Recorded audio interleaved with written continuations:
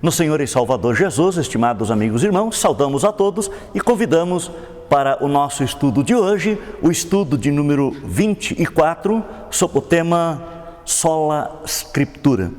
Uma vez que estamos no mês de outubro, lembrando então no final do mês, dia 31 de outubro, o dia da Reforma Luterana ou Reforma Protestantes, aproveitamos então durante o mês de outubro para falar de assuntos relacionados à Reforma Luterana. E para este estudo então, o primeiro desta série, Sola Scriptura, com base no texto bíblico de 2 Timóteo, capítulo 3, versículos 14 ao 17, onde lemos assim: Tu, porém, permanece naquilo que aprendeste e de que foste inteirado, sabendo de quem o aprendeste, e que, desde a infância, sabes as sagradas letras que podem tornar-te sábios para a salvação pela fé em Cristo Jesus. Toda a Escritura é inspirada por Deus e útil para o ensino, para a repreensão, para a correção e para a educação na justiça, a fim de que todo homem de Deus seja perfeito e perfeitamente habilitado para toda boa obra. Que Deus, Pai, Filho e Espírito Santo, nos abençoe em nossa reflexão deste dia. Só a Escritura, só a graça, só a fé. Esta é a perspectiva histórica e sistemática, a sequência do que aconteceu na reforma da Igreja Cristã no século XVI e como ela foi exposta ou é exposta à doutrina cristã.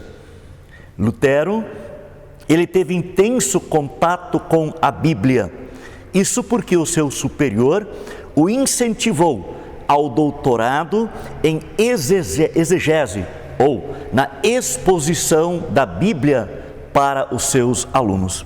E após 3 anos de estudo, a cada dia, preparando a sua matéria, um texto bíblico para a sua classe, ele a lia pelo menos 2 vezes durante o ano. E na perspectiva do plano da salvação de Deus, só a graça, só a fé, só a Escritura. De forma que tudo começa com a graça, o Pai, que salva o pecador. E a salvação é realizada em Cristo, o Filho. O pecador então recebe a salvação que Cristo traz pela fé em Jesus. E o Espírito Santo gera a fé pela Escritura que Ele mesmo inspirou e agora revela ao pecador. Observe, tudo depende da Trindade. Do Pai vem a graça, o Filho cumpre a promessa do Evangelho que fundamenta a fé, e a fé é obra do Espírito Santo, criada pelo Evangelho, a Escritura Sagrada. Por isso, estimado amigo, o sola, termo em latim que significa somente, são chamados de partículas exclusivas, ou seja, excluem outro meio, pois não admitem que a ação de Deus se realize de outro modo. Os 3 apontam para só a Cristo, a graça se revela só em Cristo, a fé salvadora fundamenta-se só em Cristo e o centro da Escritura, somente Cristo. Só a Escritura revela o Deus de amor, por isso, sola Scriptura. Deus é um só, mas a mente humana criativa e fértil em imaginação, ela cria ou inventa deuses. E às vezes eles são na forma de imagens, os ídolos. Outras vezes surgem como ideias ou pensamentos de encontrar ajuda espiritual e a salvação em alguém outro ou até em si mesmo, e não no Deus verdadeiro, o Deus da Bíblia, o Pai, o Filho e o Espírito Santo. A causa é a miopia ou ainda a cegueira espiritual que resultou por causa da queda em pecado diante da desobediência de Adão e Eva. Deus só se revela em Cristo e somente pela Escritura. Este é o meio de revelar a graça e gerar ou criar a fé no coração do pecador. A Bíblia tem uma dupla função, então, para nós. Primeiro, nos levar à fé. E segundo, ela é a norma de orientação para saber o ensino correto sobre Deus. Só a Escritura Sagrada é juiz, regra, norma, é a única pedra fundamental. Todas as doutrinas precisam ser julgadas quanto a serem corretas e boas, e somente pela própria Escritura. Unido ao sentido literal, então, das palavras, está o poder do Espírito Santo, que, por ela, pela Escritura, nos ilumina espiritualmente e atrai para o Evangelho da salvação que há em Cristo Jesus. Não é verdade que a Escritura é difícil de entender, ou que cristãos comuns não a podem ou não devem ler.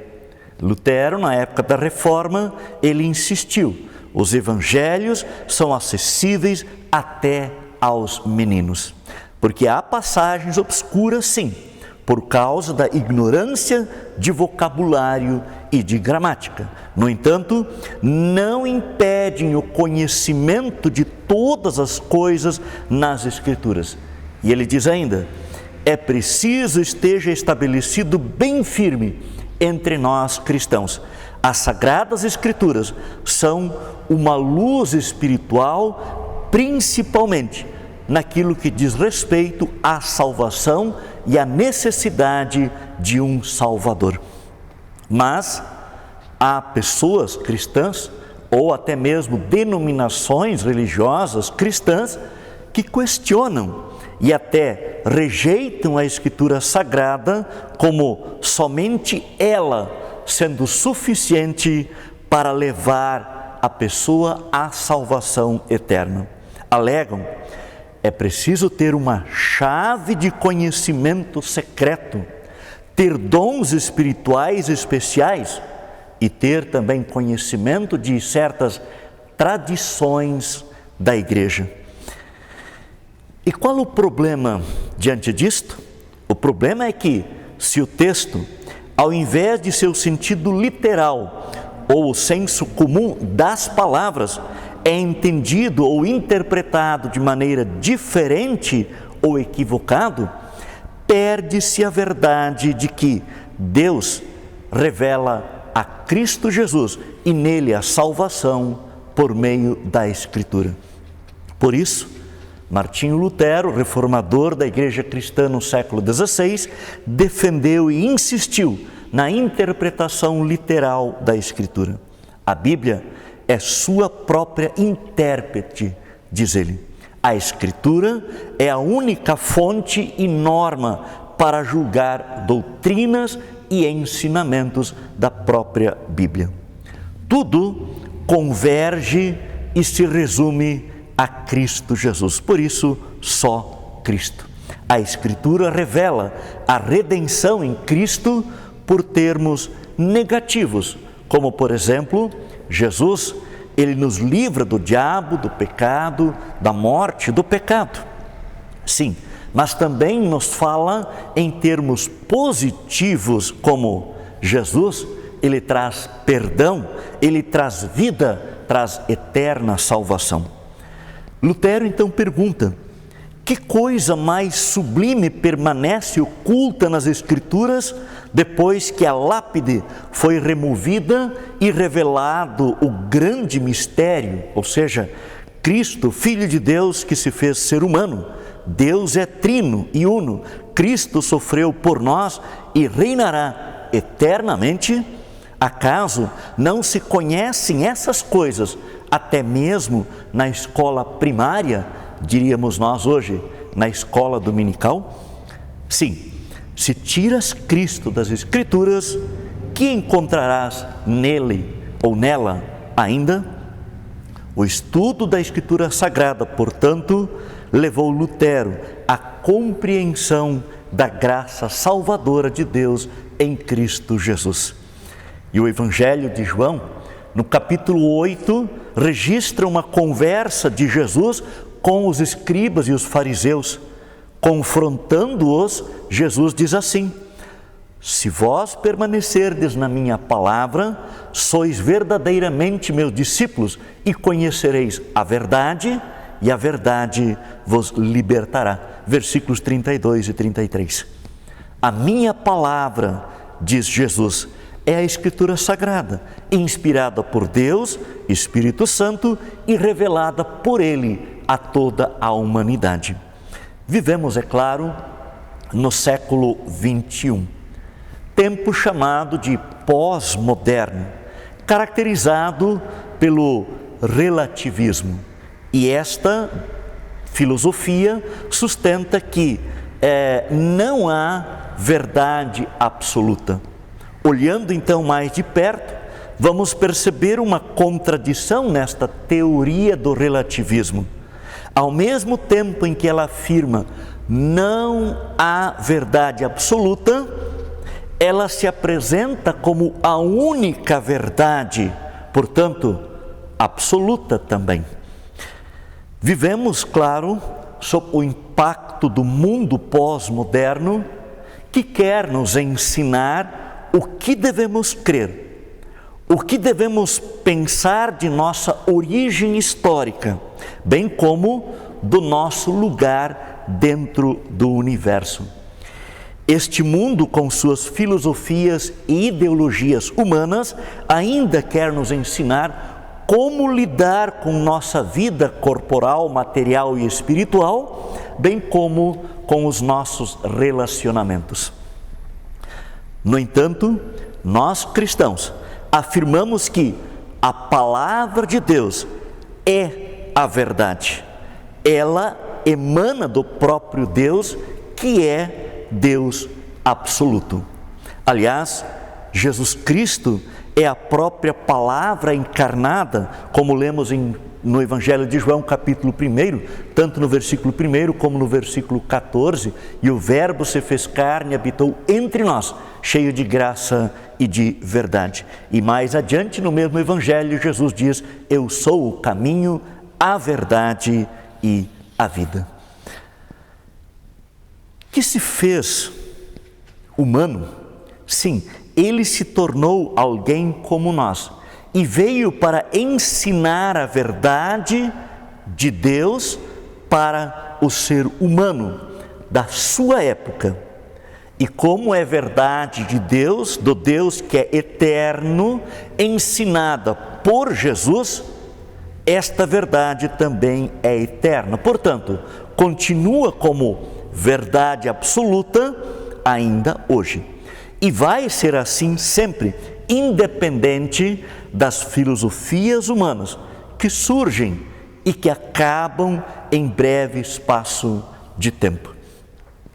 Na época da Reforma Protestante, no século XVI, naquele tempo a Igreja ensinava que a tradição eclesiástica ou as tradições da Igreja tinham o mesmo valor ou até maior que a própria Bíblia Sagrada. Ensinava que a Suprema Corte ou as autoridades da Igreja tinham a prerrogativa de estabelecer dogmas sobre a fé, sobre a moral e até mesmo sobre a vida do povo. E que o Papa, ao falar ex cátedra, era infalível e que a sua palavra poderia então ser igual ou comparada à palavra do próprio Deus. Esse foi um dos maiores assuntos enfrentados pelos reformadores, tanto Lutero como também os demais de sua época. Por isso reafirmamos, sola scripturas. Um dos pilares da reforma luterana ou protestante do século XVI. E ela afirma que a palavra de Deus, a Bíblia, é a única regra infalível para a fé e para a vida cristã na prática do povo de Deus, e isto de todos os tempos, como vimos anteriormente em nosso estudo. Martinho Lutero, ele então foi chamado a uma dieta ou uma reunião na cidade de Worms em 1521, e ali ele foi pressionado a se retratar ou negar os ensinos bíblicos que ele proclamava como sendo verdadeiros. E ao ser então perguntado e pressionado se ele iria se retratar ou não de suas posições escritas, especialmente nas 95 teses pregadas na Catedral de Wittenberg no dia 31 de outubro de 1517, ele respondeu categoricamente: a menos que eu seja convencido pelas Escrituras e pela razão pura, e já que não aceito a autoridade do Papa e dos concílios, pois eles se contradizem mutuamente, minha consciência é cativa da palavra de Deus. Eu não posso e não vou me retratar de nada, pois não é seguro nem certo ir contra a consciência. Deus me ajude. Amém. Estimados, o sola scriptura significa que a única regra de fé e prática para a vida cristã no mundo são a Escritura Sagrada, tanto do Antigo como do Novo Testamento, pela simples razão de que elas e somente elas são inspiradas por Deus Espírito Santo. A tradição oral, os pronunciamentos dos concílios de líderes religiosos e as opiniões de teólogos não são inspirados.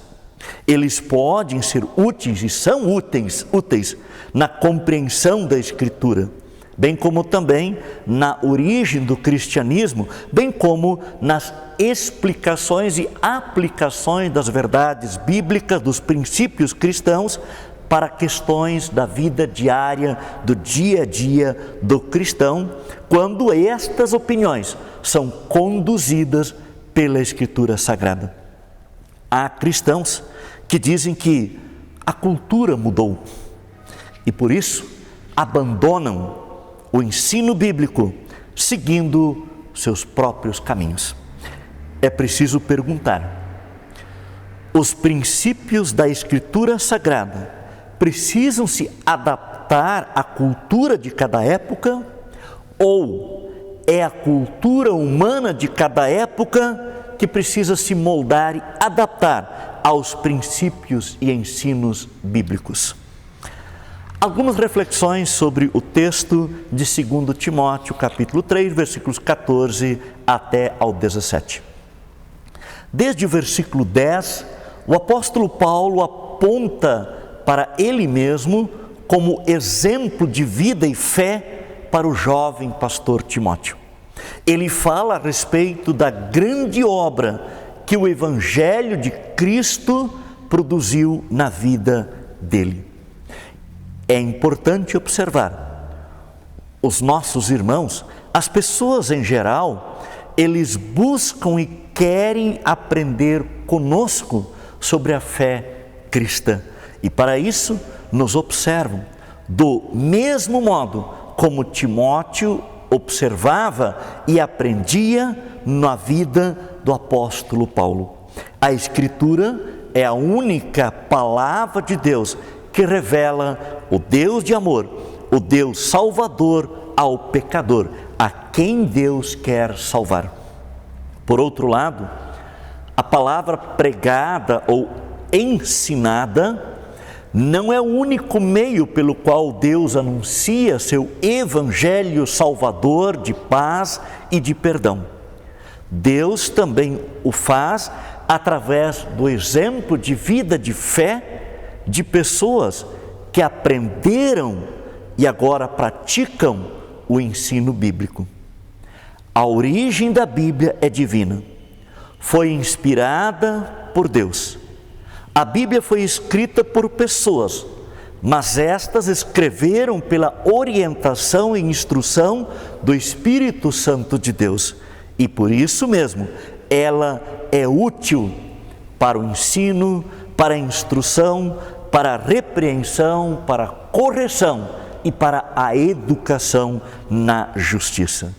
Busquemos, por isso, este ensino na leitura diária de suas páginas. Deixemos de lado as filosofias humanas que são passageiras e deixemos então que o ensino bíblico nos exorte e prepare para uma vida cristã já aqui neste mundo, a fim de viver segundo a vontade de Deus agora e com Ele para sempre na eternidade. Deus quer nos fazer sábios para a salvação, e isto mediante a fé em Cristo Jesus, o nosso Salvador. Por isso, somente a Escritura, ela é lâmpada para os nossos pés e luz para o nosso caminhar seguro e cristão aqui neste mundo. Semana que vem, meditamos sobre o segundo sola gratia, ou somente a graça. Até lá e fiquem todos com Deus.